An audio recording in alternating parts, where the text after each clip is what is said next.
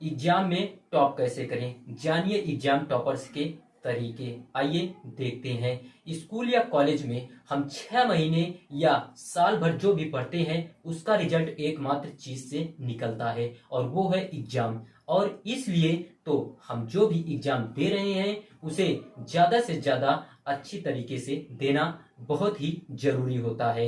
वैसे एग्जाम में अच्छे मार्क्स लाना या एग्जाम में टॉप करना ये कई चीजों पर निर्भर करता है और उसमें हमारी पढ़ाई का सबसे इम्पोर्टेंट रोल तो होता ही है, पर साथ ही साथ कुछ ऐसी भी बातें जुड़ी होती है जिनका हमारे एग्जाम पर अच्छा या बुरा असर पड़ता है। जैसे कि हमारा खुद के ऊपर आत्मविश्वास, हम एग्जाम में पूछे गए प्रश्न के उत्तर कैसे लिखते हैं या फिर उत्तर का प्रस्तुतिकरण कैसे करते हैं, इन जैसी और भी कई चीजें होती हैं जिनके बारे में जानना आपके लिए बेहद जरूरी है। सबसे पहला जो मोस्ट इम्पोर्टेंट बात आप लोगों को याद रखना है वो एग्जाम में टॉप करने के तरीके के बारे में अपनी दिनचर्या को सही करो। सबसे पहले आप लोग अपने दिनचर्या को सही में लाओ। तो देखिए, एग्जाम में टॉप करने के लिए आपको सबसे पहले अपने दिनचर्या को सही करना पड़ेगा। अपने दिनचर्या में आप रेगुलर स्कूल या कॉलेज या कोचिंग जाना, सेल्फ स्टडी करना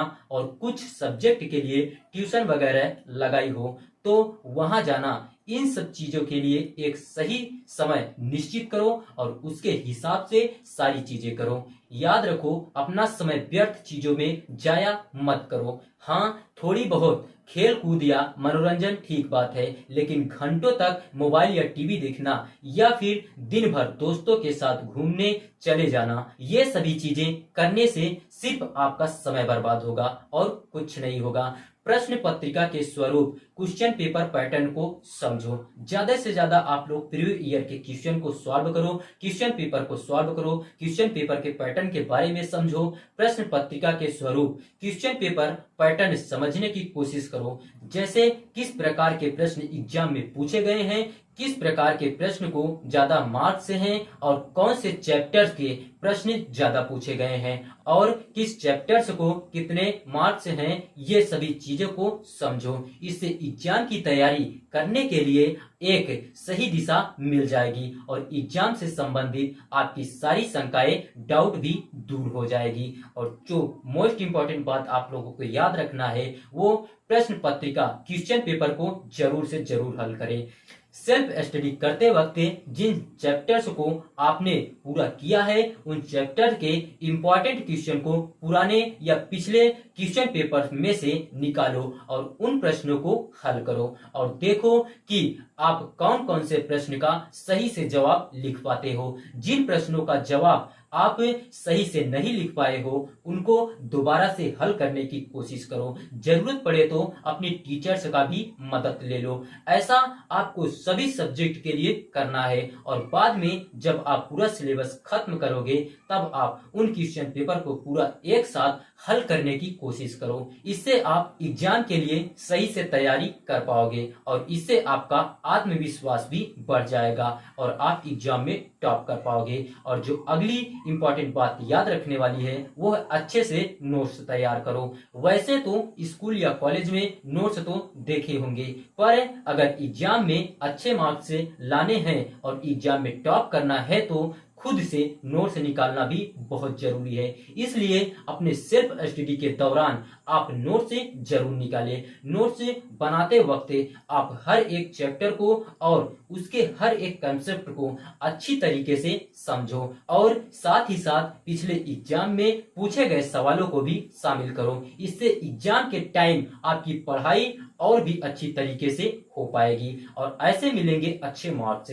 ये भी आप लोगों को याद रखना है। अच्छे मार्क्स पाने के लिए आपको सभी सवालों के जवाबों को सही से और अच्छी तरीके से लिखना है। वर्णनात्मक प्रश्न, डिस्क्रिप्टिव क्वेश्चन लिखते वक्त जवाबों को पॉइंटर बनाकर लिखना है। जवाब में जरूरी बातों को हाईलाइट करना है और सभी जवाब अच्छे हस्ताक्षर में लिखना है। इससे आपके उत्तर पत्रिका आंसर पेपर का प्रस्तुतिकरण अच्छा होता है और आपको अच्छे मार्क्स मिलने की संभावना रहती है। रटो मत, ये आप लोग जरूर ध्यान में रखें। कोई भी चीज को याद करने के लिए आप लोगों को रटना नहीं है।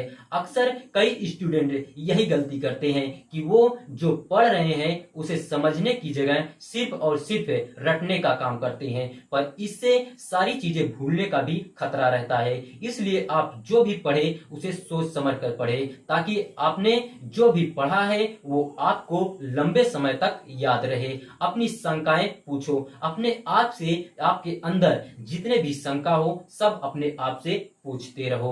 जिस भी चैप्टर या सब्जेक्ट को लेके आपके मन में शंकाएं हैं, समय समय पर उन सारी शंकाएं को टीचर्स की मदद लेकर दूर करो। इससे किसी भी चैप्टर को समझने में आपको दिक्कत नहीं होगी और सेल्फ स्टडी करते वक्त आपकी सारी संकल्पना स्पष्ट हो जाएगी। आत्मविश्वास, अपने ऊपर आत्मविश्वास जरूर रखें। सेल्फ कॉन्फिडेंस अपने ऊपर जरूर बनाए रखें। सबसे जरूरी है अपने आप पर आत्मविश्वास होना, क्योंकि आप कितनी भी पढ़ाई कर लो, पर अगर आप में आत्मविश्वास नहीं है तो एग्जाम ठीक तरीके से और बिना किसी डर के नहीं दे पाओगे। अपने टाइम टेबल के अनुसार अच्छे से मन लगाकर पढ़ाई करना और पढ़ाई में अपना 100% देने से ही आपकी सारी पढ़ाई ठीक से हो पाएगी और इसके कारण आपका आत्मविश्वास अपने आप भी बढ़ जाएगा। दूसरों का भी मदद लें। जो आप लोग पढ़ते वक्त दूसरों का भी मदद ले सकते हैं। आपके जो भी सीनियर्स हैं और जो पहले से ही पढ़ाई में होशियार हैं और जिन्होंने एग्जाम में टॉप किया है, उनसे भी आप पढ़ाई के बारे में, अलग अलग सब्जेक्ट के बारे में या फिर एग्जाम के बारे में सलाह ले सकते हैं, जिससे कि आपको एक सही मार्गदर्शन मिले और जरूरी बातों को आप ठीक तरीके से समझ पाए। दिमाग को शांत रखो।